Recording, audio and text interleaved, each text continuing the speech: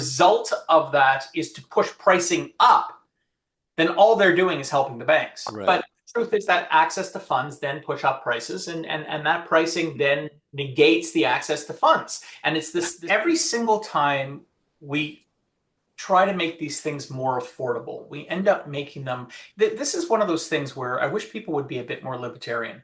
Like, I understand that we have to interject in the real estate market, but we have to do so because we have done so in the past, and therefore prices are where we are. It's kind of like this Faustian problem, this Faustian bargain that we made, where we originally said CMHC is a really good thing. CMHC started backstopping all Canadian loans, and then suddenly the price of real estate values went up accordingly, and then suddenly people needed CMHC in order to afford these homes at these values, which is the ultimate albatross around all of our necks, is the pricing.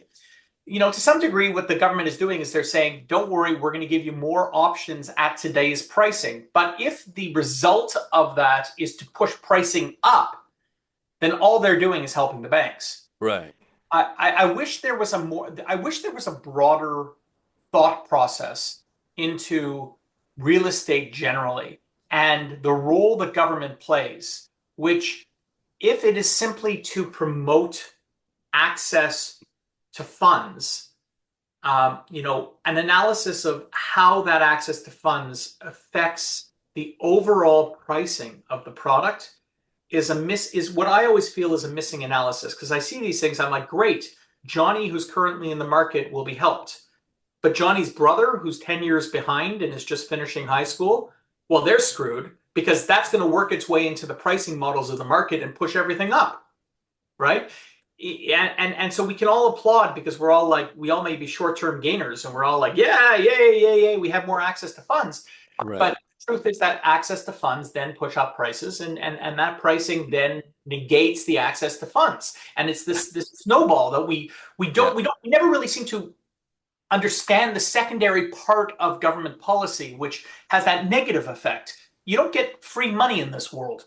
Mm-hmm. The government does this, it affects the overall pricing. I would prefer to see things, I mean, I know I'm going to be a heretic and I'm going to be called out in the comments for this, but I prefer to see something that actually long-term doesn't make you having to spend the 80 years you have on this planet in hock to the banks for the rest of your life. Maybe we would be better off if ultimately real estate was not our primary investment vehicle. Homes were $100,000 a year, just based on the fact that that's what they cost. And we all move now. I'm not saying, I understand it's a dream world. I understand how do you get there, Mark? Great, thank you very much. I understand, but at least if we identify that perhaps that should be our goal, and that people should be encouraged to invest in Canadian business, that people should be entrepreneurs should be the heroes, not these guys who just purchase and sit on real estate. At least at that point, government policy can be structured around that, as opposed to just constantly figuring out ways to grease the wheel, such that prices eventually go up, even though that's not their stated objective at all, but that is the end result. So that's a bit of a depressing way to leave it, but will it do things? Yeah, it will do things. Will it ultimately put more money in? Yes. And will that effectively raise prices long term? Probably also yes. Will we have to deal with that ramification? We will. Where will we end up? Well, if history is any guide, we're not going to end up in a place that's good, because we're not thinking about the problem the right way. Yeah, I think that would be a good way to end it. I just want to ask you also, just like, depending on who you're listening to, like, because sometimes people say, oh, I'm all like gloomy and all. I always try to find the negative angle or something. And then you have the other side, which are too optimistic. Like, how are people still affording homes? Because whenever I tune in, like, like food banks are lined up, like they've doubled, people visiting there, and unemployment. Anytime, like even KFC, there's lineups of people to get just like a regular job, and then you Yeah. see stats come out, oh, 7,000 homes sold, average price $1 million.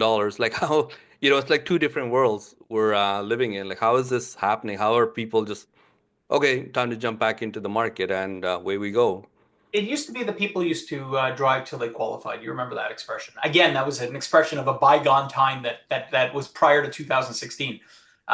What that meant is, if you couldn't afford something in Toronto, you went to Whitby. If you couldn't afford something in Whitby, you would go even further, so on and so forth, until you could find something you can afford. But that was recently supplanted by add people to qualify. And that is to say, there's more and more people who are signing on to these mortgages and are signing on to title.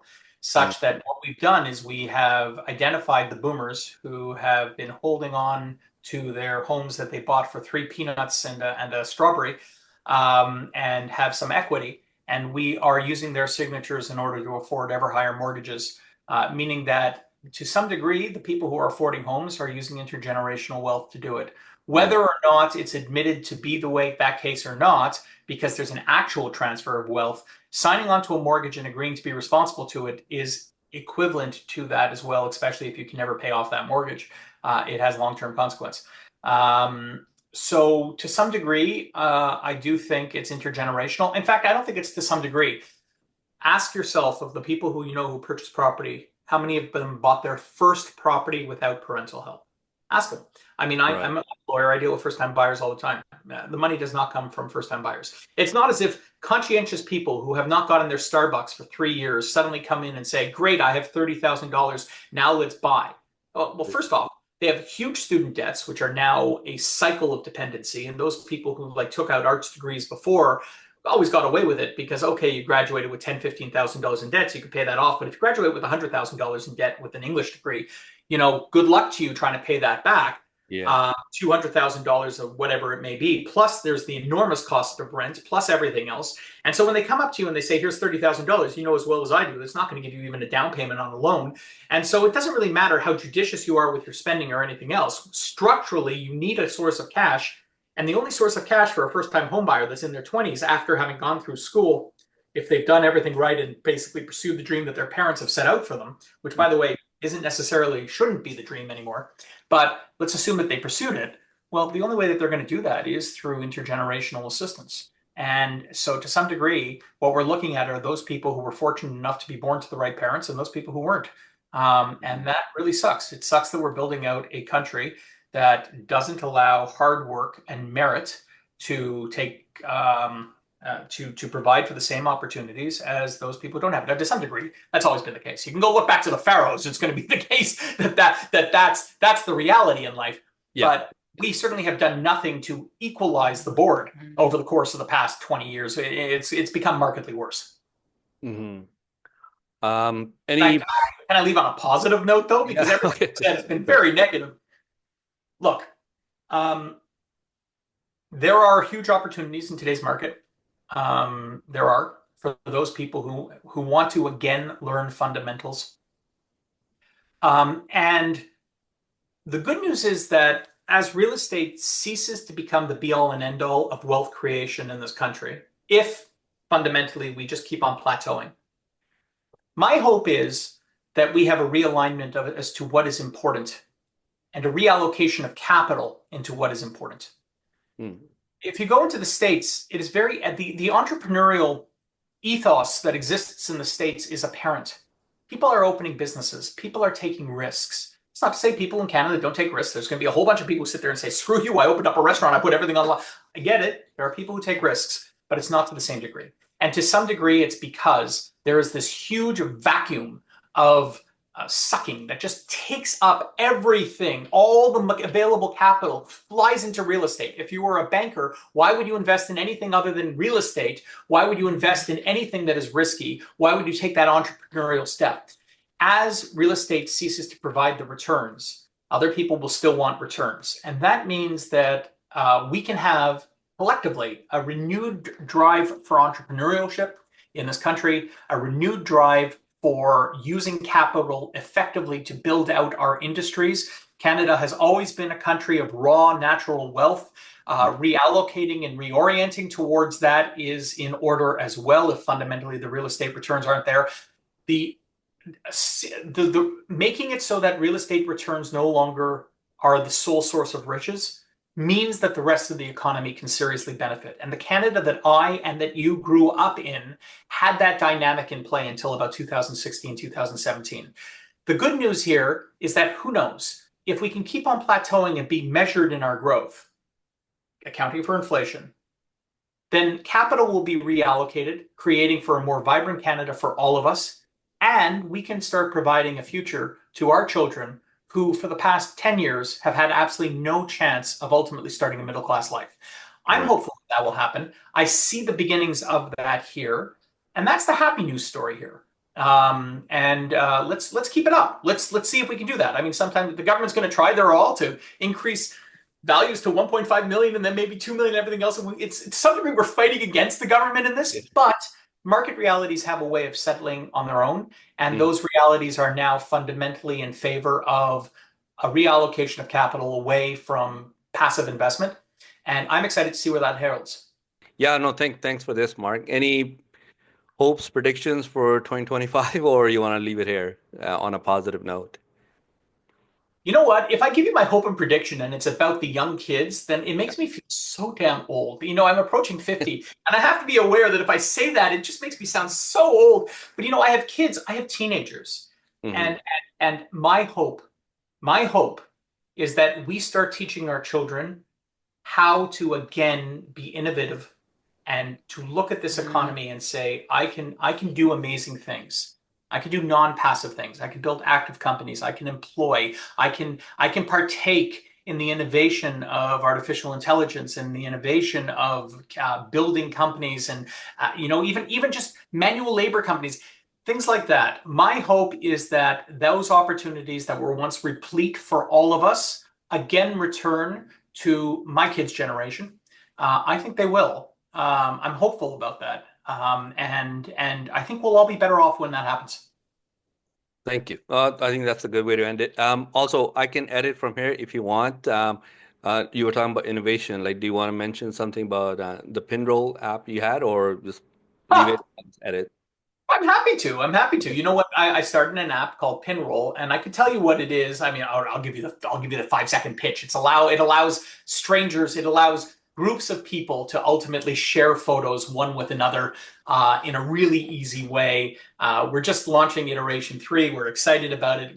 We're actually about to do our launch plan and come out with something in January. And we had some success with version 2.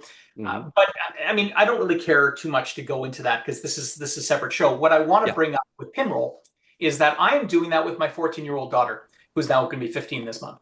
My daughter, I asked my daughter, "What do you want to do?" And she said, "I want to build a competitor to Snapchat." Okay, granted, it was an impossible task, but the goal was let's show her how to build a business. Yeah. And we have iterated that over the course of a year to now made we've now made Pinroll, which is something very different than what the initial inclination was. But the whole purpose behind it is working with my dad or daughter to actually build a business. Mm. What I want you to take from Pinroll is not download the app or anything else. Although do, because like what the hell? Like that's Hey, why I not? I'd be Yeah. remiss if I didn't say do it. Yeah. But available in both the App Store and Play Store. But rather do things with your kids. Teach them the skills you want them to have. Teach them the resiliency that they're going to need. That's what I'm doing here. And yeah, Pinroll probably. I mean, who knows if it will be a success or if it won't. One out of every 4 businesses that I build fails. This one may fail. This one may succeed.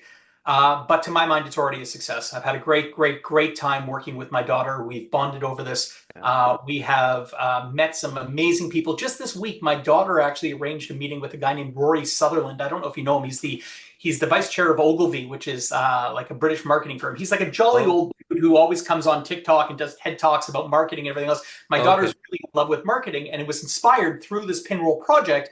And I'm Wow. saying this because I wish everyone would ultimately embrace this and say, listen, not everything is about dollars and cents. There's also about, giving back and having experiences and everything else. So it's to the extent that I want to talk about entrepreneurship, I want to encourage people who are entrepreneurs, share that skill, embrace the next generation, teach them what they need to know, and in the process, feel younger and be part of that life that you felt when you were 20 and just Mm. have it. So it's a great experience. I'm loving it. Thank you for the opportunity to speak about it. But obviously, Yeah. that has nothing to do with what it is we're talking about here today.